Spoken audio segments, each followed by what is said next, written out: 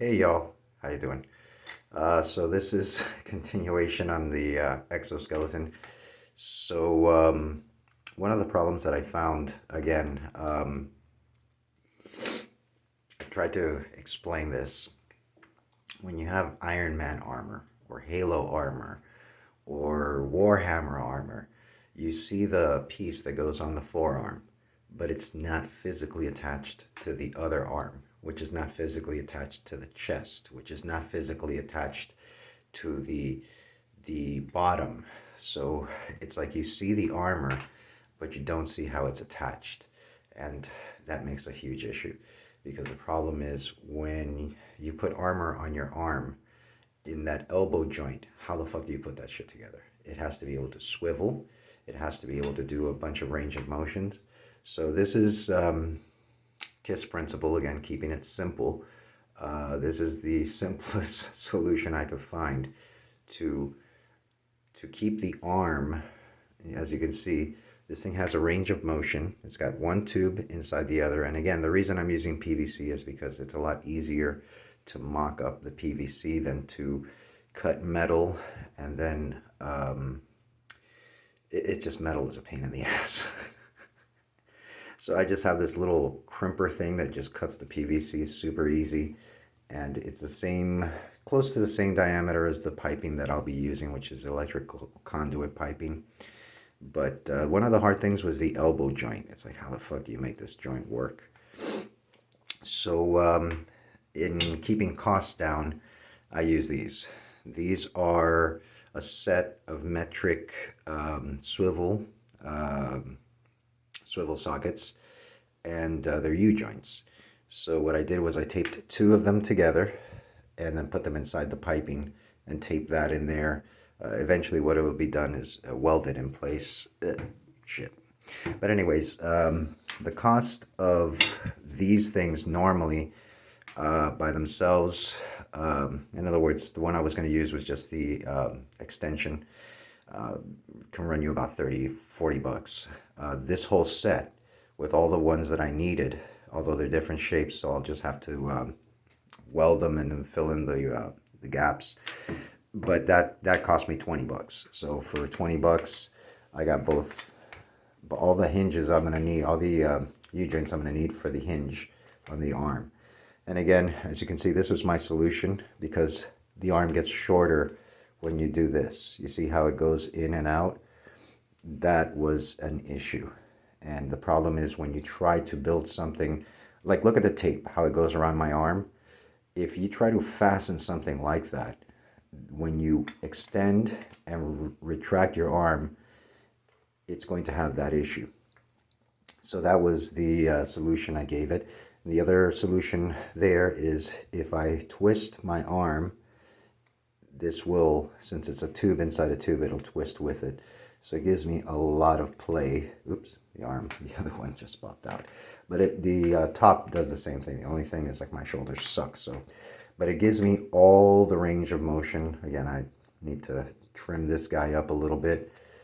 And the joint works phenomenally. Now, ideally, what I want is that joint to be right there where my other joint is. Obviously, I'm taping this, so it didn't come out perfect, but the proof of concept is there.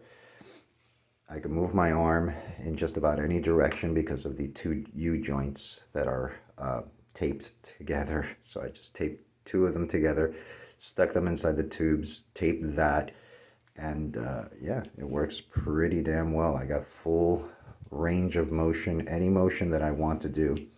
And you see how the tape covers that first piece of plastic, the one that doesn't slide.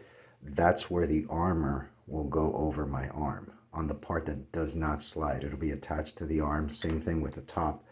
In fact, I might switch them and have the armor on the top.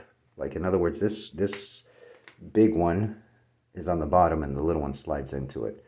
I might switch that around and put the little one, and then so that the shoulder is stable, and because I don't want the shoulder to be moving up and down, which is what would happen. So again, as you guys can see, it's getting there, and unfortunately the top kind of disconnected. But again, this is just a preliminary, just trying to get the biomechanics of this thing. Building one of these things is not easy. Your head's gonna want to explode if you try to go with something like Iron Man, something that encapsulates the whole arm and has all this degrees of motion. Yeah, it's just okay. Example, let's say a spacesuit. A spacesuit does it does have those problems. So what do? They put a large bearing on the arm or on your shoulder or around your neck. And the problem is the arm has to be able to go into that bearing. So you can't cut a bearing in half, a circular bearing that goes around your arm. You can't cut it in half so you can get your arm in there because now the bearings won't work. So it's just, if you try to build one of these things, you'll find all the headaches. And again, this has been one of the most elegant, simplest solutions, keeping it simple. The shoulder actually works really, really well. It's just a caster, rated, I think it's about 150 or 300 pounds. I'm not 100% sure, but it does work very well. You've got the full range of motion, obviously. Now I have to tweak all this and get it, like, in other words, make the PVC exact to the measurements and the dimensions that I want the metal to be, and then cut the metal, compress it. Maybe I'm gonna have to probably go outsource it because that metal is hard to compress. So just get a place with a drill press, cut everything, take it to them, have them press the things, and then just I'll drill them. And the idea would be for the ends to be kind of smushed. You see how this is round? This end right here by my wrist, that gets squashed and then drilled. And then you, since it's flat, you can put several of them in there with a bolt, weld the bolt, and you've got a super strong connection there. So again, this is where we're at right now. And the funny thing is, for the legs, I plan to do the exact same thing. So figuring out how the top will work will also give me the insight on how to do the bottom. For the bottom, I have some really heavy-duty casters. And instead of using these little U-joints, these things, I actually found online a company that sells a double U-joint. It's big, it's super heavy duty. It's made for steering columns. So for hot rods and stuff like that, you connect the steering through that thing, and rated at, I don't even know how many pounds of pressure. So it should work for my leg, which as soon as I'm done mocking up the whole thing for the top. Again, this thing, I had to take the front piece and the side pieces off, because the issue now is, how do you get the shit on? So, you know, I want something where I can just, like, the thing is on a chair, and I sit in this chair and just fasten it on. You know, the armor will fold down underneath me. It may not work that way. I may have to make the front armor kind of like close and then latch it on, and then have the, whatever, the helmet with all the optics and stuff like that actually be the one that folds down. I played with the idea of having my head like with a helmet. The problem is, yeah, if you're looking at combat and stuff, you don't want to get hit in the head. Even if you survive the hit, it's probably going to be like getting hit with a sledgehammer. I mean, it's a lot of pounds of pressure per square inch with a bullet shot. Especially rifle rounds are ridiculous how much PSI there is there. So by not having my head get the trauma of being whacked backwards and just having everything encapsulated, it should give me an added bonus protection. Of course, I'm not going to be able to move this, so the cameras inside are very important. Large screens, things that I can see clearly, and I can move my head inside the helmet. And if the helmet gets hit, it transfers that energy into the whole structure instead of into my neck. So we'll see how that works out. And again, what I just lucked upon it. It's a child seat.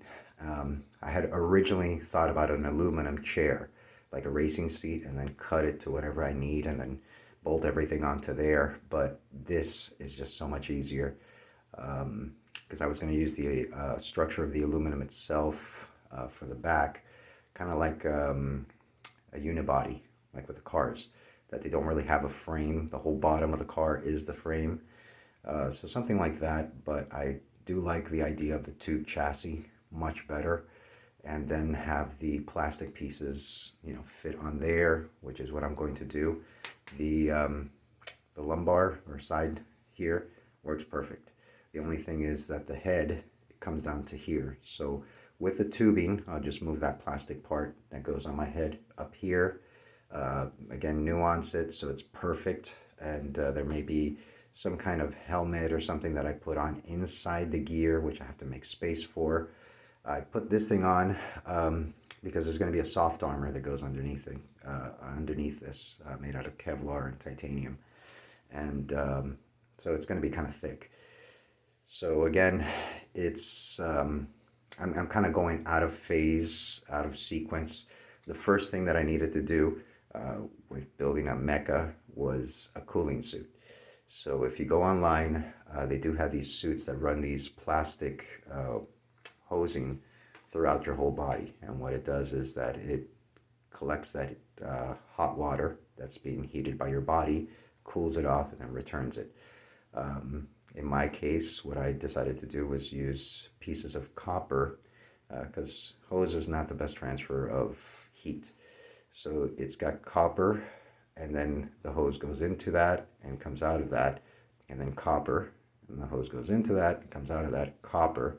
And the reason for copper, it's one of the highest transfer for heat. It's one of the reasons they use the copper for shape charges. It melts very quickly, it transfers heat very well. So I'm thinking that having a bunch of little copper radiators on my body will give me added cooling or added heating. So I got the clothing there, which is like, up to here, like a long sleeve and the pants. And I'm just playing with the idea of how I want to run everything, how do I want to cool everything. So still a little bit of research to go into that. But once the cooling suit is done, then comes the soft armor that will go on top of that. I'm thinking just Velcro. It's just easier to just strap it around, and then just have the soft armor will be made out of several coats of Kevlar. In fact, twice as much as what it takes to stop a bullet. And mixed into that, there will be perforated titanium. So the idea would be soft and hard, kind of like in martial arts, soft and hard within a dynamic sphere. So again, the yin and the yang. And then on top of that, as you guys can see, this forearm, there'll be a piece of metal that will wrap around and then fold over this part, where hopefully won't be an issue. I figure most of the damage will come from the sides and stuff. If you're getting this angle on me, then yeah, it's not good. So again, just to show, again, this guy I cut a little bit too short. I just wanted to throw it on and make a video real quick because I made the joint, and even the joint is starting to move, as you guys can see. So once this tube is fastened along the line of my arm, and then the top one is fastened along the line of my arm, this will slide in and out. Now, making this stop so it doesn't pull out is not that difficult. There's enough, just barely enough tolerance on the tube to make like a little taper on this guy and on this guy, so that when they meet, they don't fall out. Another thing I can do is put like a spring in there and weld it to both pieces, so that the spring also kind of keeps the tube from popping out. Or maybe use an old bicycle strut or something that doesn't have any pressure, because I played with the idea of using a suspension like a bike strut or something, but the problem is that with the gas, it'll keep me like this. don't want that. So I just want the ability to move in and out and swivel, and I think I can fabricate that without having to spend a fortune. And the U-joint came out pretty good. So again, this is the exoskeleton. I hope that from the beginning, from the time I started building this to now, it's starting to look like something. Again, there's a lot of design, a lot of like throw it in a corner and I don't want to fucking look at it for like a week, because it's like I just need to, look at videos and go slowly, because the thing is, again, with this thing is like your first impression is like, oh, I'm going to do it like this. And then you try that and you go through all this. Again, making it out of PVC makes it easy because I don't have to fabricate metal. Because, man, it would suck to make this cage out of metal and then say, well, I got to take out the bottom. Oh, fuck. Now I got to unweld things. And then this tube that I use, well, it's useless. So all that work went to nothing. So, again, it's just a lot easier to make it out of PVC. Mock everything up. And then once everything is truly like that, I have the idea for the structure, which is, this is what I'm doing now. Just getting the idea of how it's going to work. Then I can go back and make the PVC exactly how I'm going to make the electrical conduit, put it together, and then once that's done, boom, then I have an EXO. And again, looking to do kind of almost the same thing with the bottom here as I did here. So we'll see how that works. And again, to be able to lift it, to be able to give it the actuation that I need, instead of using electrical motors, which again, there's a lag. Like, in other words, when you have an electrical motor, you need a potentiometer, which measures this movement. So that measures the movement. Then it sends it to a computer or processor, sends it to the motor. So whenever you see like anything that mimics the motion of the body, you'll see that I do this, and then the machine will do this. There's a lag. And especially when you're talking about high torque motors and trying to like be able to lift cars and stuff, yeah, that lag will rip your arm off. Because what happens is, okay, I'm moving my arm this way, now the motor's moving my arm, and I stopped my arm, but the motor's still moving the arm. So yeah, it can easily break your arm and snap it like a twig, especially if you're using really high torque motors. So instead, I'm using Steadicam gimbals that will attach to the forearm and keep my arms up. And even with, let's say, AR500 steel, the gimbal arms are rated at about, I think it's 20 pounds. So they can handle up to 20 pounds. So I can put up to 20 pounds of armor on my arm. And with this range of motion, again, I should be able to move without any problems.